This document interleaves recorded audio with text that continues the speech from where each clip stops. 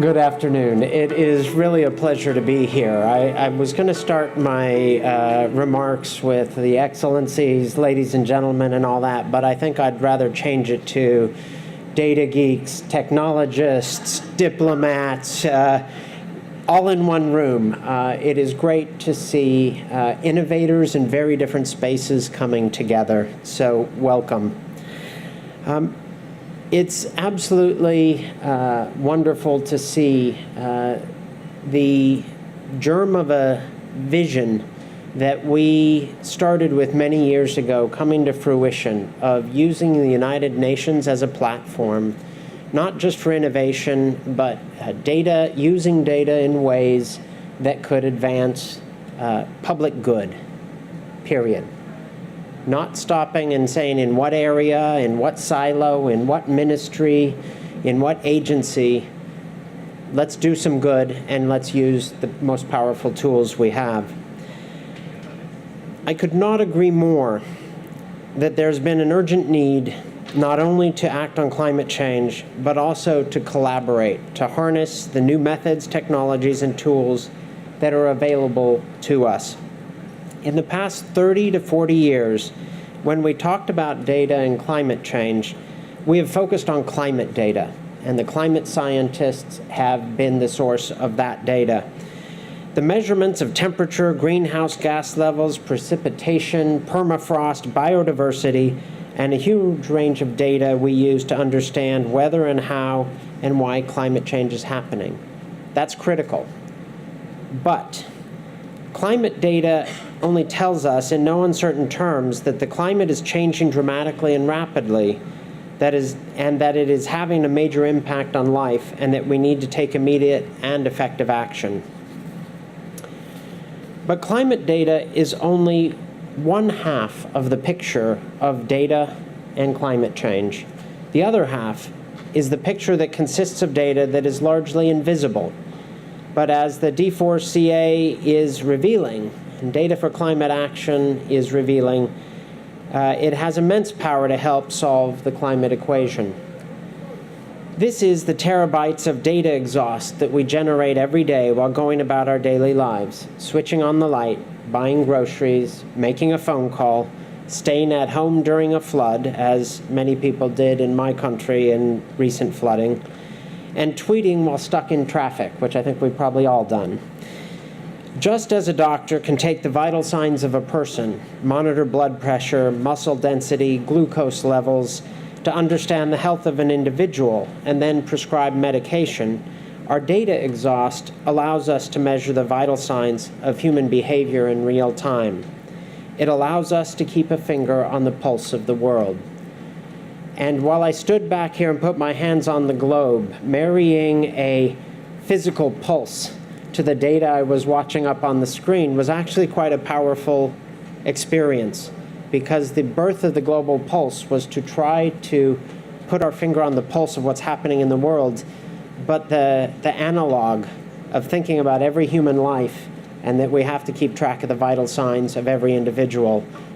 This is really the spirit of this entire effort. The vital signs of our behaviors are being generated and stored behind firewalls at banks, retailers, mobile service providers, tech giants, and startups. But those firewalls have to be able to allow for the use of data for the public good. And it's this room, so many of you are pioneering in this area, that I just want to thank you for these pioneering efforts. The existence of this data is game-changing. The private sector knows this well. Big data and analytics are a big deal for a reason. Such data can be used to make profit, lots of it.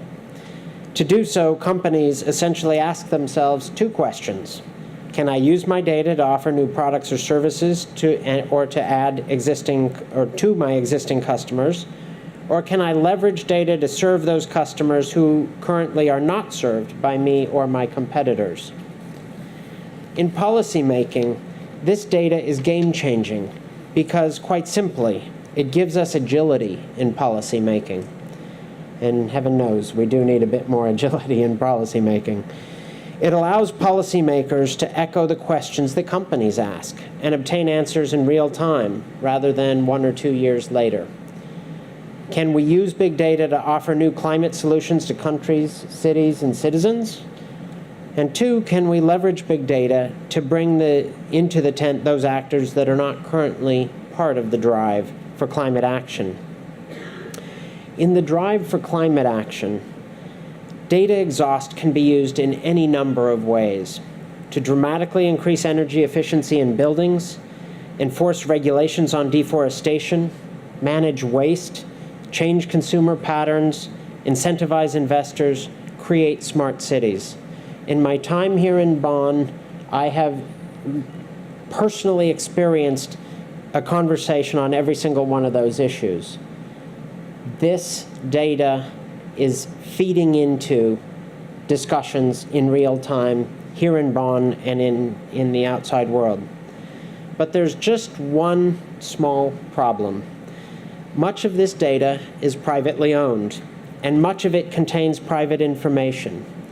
So for big data to have the integrated and transformative effect we need in global climate action, we have to find ways to share it with policymakers, with the global public, and to anonymize it to keep the trust of the very people we are serving.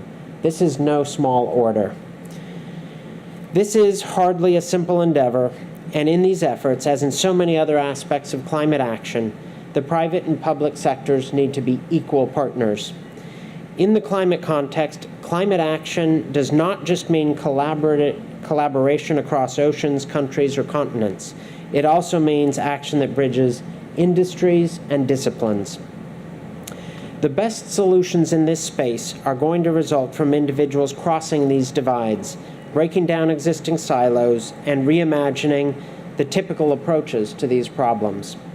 They result from recognition of the need to act quickly, and from new communities forming around a shared commitment to channel their collective knowledge and expertise into solutions. And this is a major reason why I'm so happy to participate today in celebration, and this is a celebration of Data for Climate Action Challenge. Because this type of collaboration is precisely what Data for Climate Action has facilitated.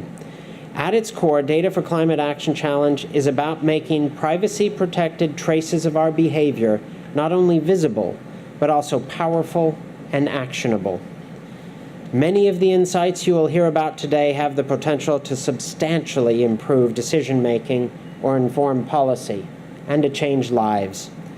Because they are informed by behavioral data, these solutions can capitalize on how we respond to incentives or assess risks, and what motivates us to change how we live our lives. The challenge brought together a unique community of innovators and advocates, many of you here in this room. It included 11 companies willing to provide their data tools to challenge participants. And before I name some of them, I wanted to just tell you, while I was sitting and talking with today's winners, one of them said, "You have to keep helping us with data philanthropy." And it just brought the biggest smile to my face. Because years ago, when we started thinking about this, we said, this is philanthropy, but it's philanthropy with data. We looked at each other and said, data philanthropy, not bad. Let's go with that. Data philanthropy that many of you in this room are participating in is a powerful force, and we have to keep it going. So let me just say that those who help to provide data and tools to the challenge participants include a bank, BBVA Data and Analytics, a mobile operator, Orange, multiple data-driven startups, Waze, Planet, Plume Labs, and other important companies, Microsoft, Tableau, Earth Networks, Schneider Electric, Nielsen, Crimson Hexagon. All of you are pioneers in a space that we have to grow, and grow aggressively. We need more of you, and so for those of you who contributed, thank you. Challenge your competitors, challenge your friends. We can grow this data philanthropy movement aggressively, and it will do lots of good. Some of these companies that participated in this challenge had never made their data available like this before. So I hope and pray you've had a good experience in providing it. You will get a taste of the power of what you've done by providing this today. Just wait till you hear from the winners. Then you'll see that it was all worth it. Many of the competing teams are international and interdisciplinary. One of the teams you'll hear from today includes researchers from both UC Berkeley and the Instituto Nacional de Ecología y Cambio Climático, INEC, of the government of Mexico. And I'm glad to see you down here in front. The challenge brought leading companies together with the world's top researchers and scientists. In doing so, it created a new community that spans multiple continents and that is united by a shared commitment to use data to address climate change.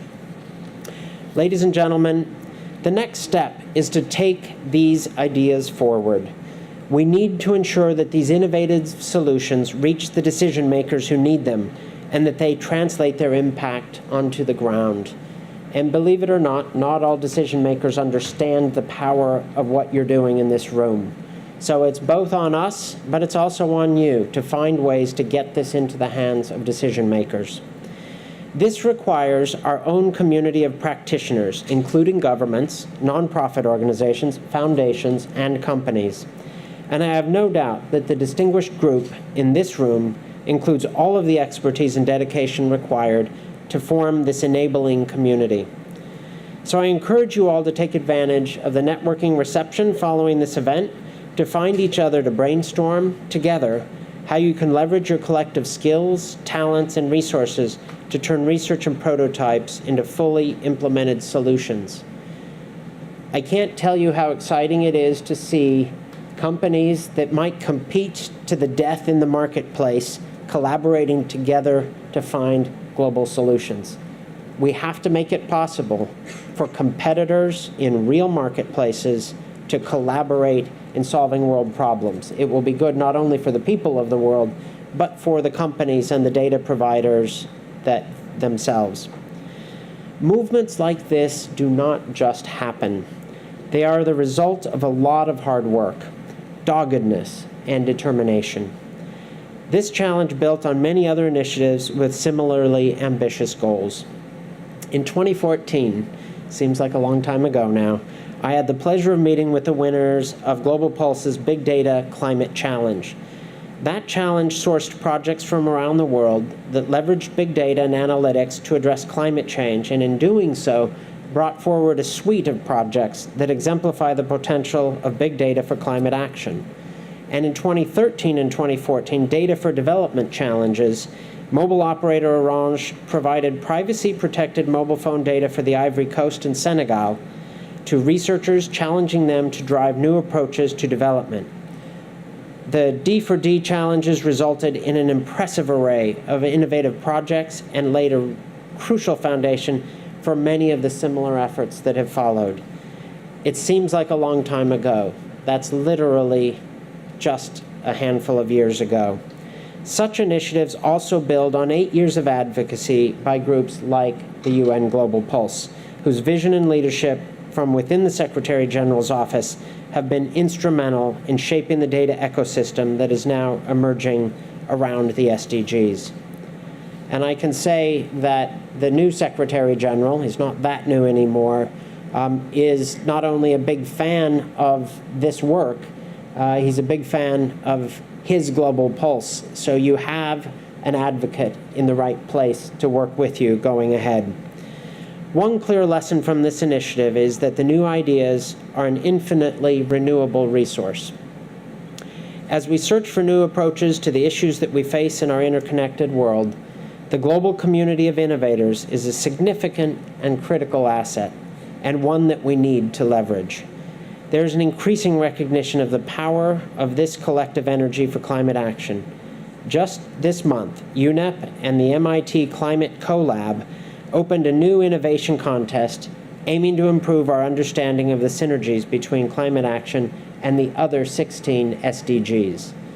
This is extremely important. I've been trying for years to cross this boundary between climate change and SDGs. This is a very concrete way that we can synergize across one of those artificial boundaries that negotiations and government ministries have managed to create. Pioneering initiatives like the Climate CoLab challenge, like the challenges and data for climate action have demonstrated the potential of open innovation challenges for SDG 13. You've got to memorize them all, folks. And now can serve as models for their successors, providing a trellis on which new challenges can grow. Challenges like those also send an important message. We must not only leave no one behind as we realize the 2030 agenda, we must also shut no one out of the process of realizing it. The 2030 agenda includes the entire global community, and to reach the SDGs, the global community must have the opportunity to contribute their own ideas and insights and data. This is a race to the top, and I think that to get there, we're going to need some more challenges. We have lots of challenges in the outside world. I want these kind of challenges. Data for climate action is focused on Goal 17, partnership and cooperation, and Goal 13, climate action. But by my count, that still leaves 15 goals to go. So yes, we should absolutely take this moment to celebrate all that has been accomplished, but then we need to put our heads together and get back to work. Data for climate action is only the first step. We have only begun to explore the potential of harnessing big data to transform policy making. We cannot afford to wait. We are facing a complex set of global problems that we will need new ideas and tools to solve. Our world is more interconnected than ever, and in this new, more volatile reality, crises tend to unfold very rapidly and with global reach. While one problem can exacerbate another, certainly addressing one issue can also help us to solve another. Ladies and gentlemen, I want to conclude by thanking all of the challenge participants. You're the reason we're here. Thank you individually and collectively for the exciting insights you're bringing to us. And while I want to offer congratulations to all of you, I also want to challenge you. You are pioneers. I've used the word more than once today because everyone in this room is a pioneer. But you are pioneering in a space that needs to grow fast. So take the laurels that you get from winning this data challenge, take it out. I asked all of them when I was backstage, I said, how did you find out about this challenge? Because I want to figure out who we're getting to and how we're getting to them. We all need to think about the way that we can get this model, these kind of solutions, into the furthest reaches. You are truly the best and brightest in your fields, and I commend you for your commitment and skills and for applying them to climate action. Your solutions will have a profound impact in the communities around the world, from Cape Town to Mexico City. The dedication, talent, time, and effort that you have collectively contributed will lead to significant progress towards SDG 13. I also want to put one special shout out to one of my favorite millennials who has helped tutor me in this area, Amanda Zerby. I don't even know where you are. I hope you're there. I've learned everything I know about data from millennials. And now that I'm back in the classroom again, I realize how much more I have yet to learn. So to Amanda and your entire generation, thank you for your tutorials.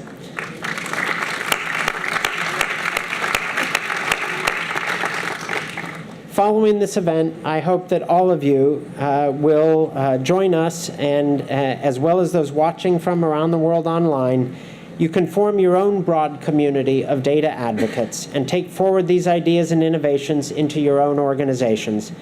I encourage you all to consider how to best leverage your skills, resources, and abilities to support the important work that you will learn about this evening. I wish you a very fruitful discussion and a wonderful event. Thank you very much.